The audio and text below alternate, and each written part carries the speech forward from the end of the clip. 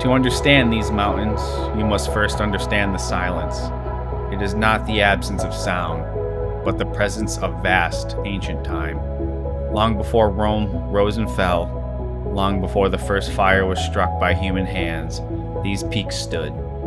Born of colliding continents 500 million years ago, the White Mountains are a monument of pure, unyielding granite, worn down by ice, beaten by weather, yet fundamentally unbroken.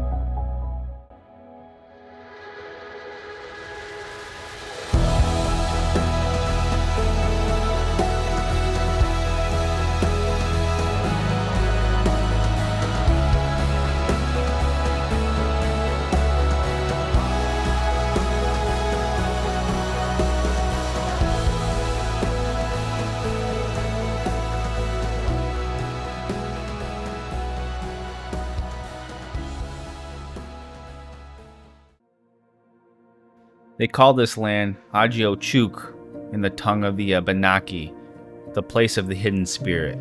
For centuries, the indigenous peoples of this land looked into the high peaks with a deep, reverent awe.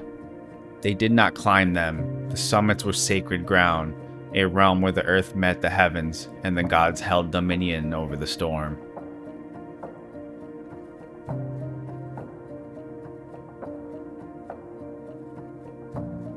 But history is a cascade of change. By the 1800s, a new kind of explorer arrived. The rugged wilderness of the Notches, Crawford, Franconia, and Pinkham, echoed with the sound of axes and the thunder of early logging steam trains and the heavy thud of leather boots.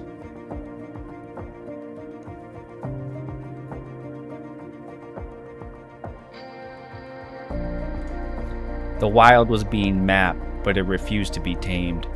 Artists came to paint the sublime light of the valleys, and with them came the pioneers of American hiking. They built rugged paths, stacked stone cairns to mark the voids, and laid the foundations of a backcountry culture that still breathes today. And at the center of this world sits Pinkham Notch.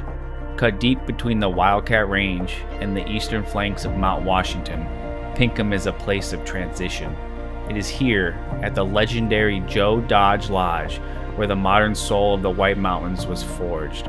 Since the early 20th century, this valley has been a gathering grounds for the stubborn, the brave, and the curious.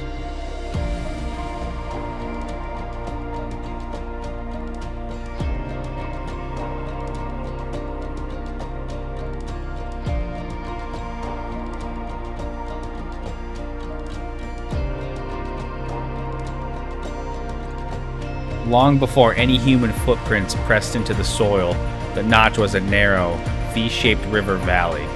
Between 25,000 and 50,000 years ago, the massive Laurentide ice sheet advanced over New England.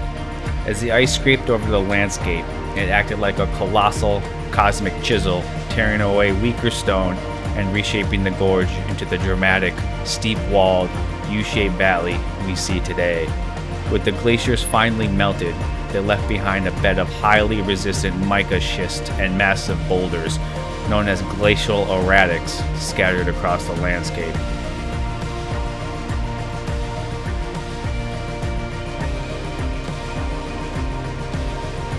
The Notch owes its modern name to Daniel Pinkham, a rugged surveyor who was granted a tract of land here in June 1824.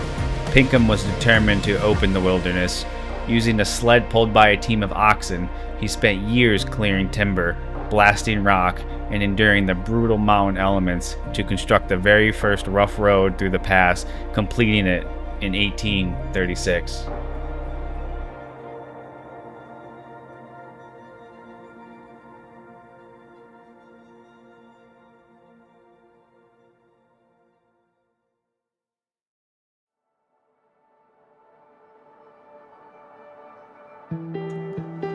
There is an old truth written into the landscape of the Great North.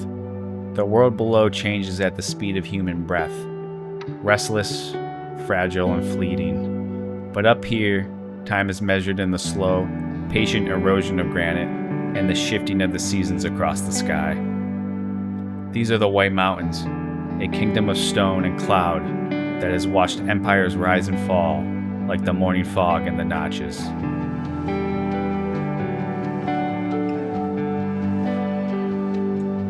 You do not leave these mountains the same person you entered. You carry the cold wind in your lungs and the grift of the trail on your stride, and the ancient silence of the summits in your heart. For once you have stood among the clouds, and a piece of you will always belong to the peaks.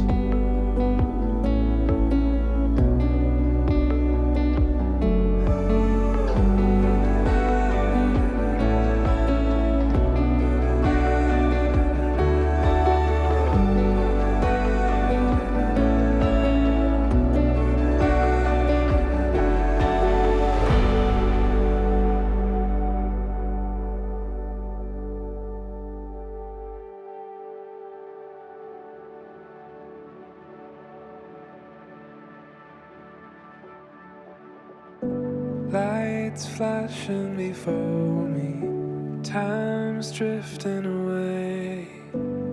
I can read between the lines, but still haven't found the words to say when long days turn into long years. But is it any wonder we're still here?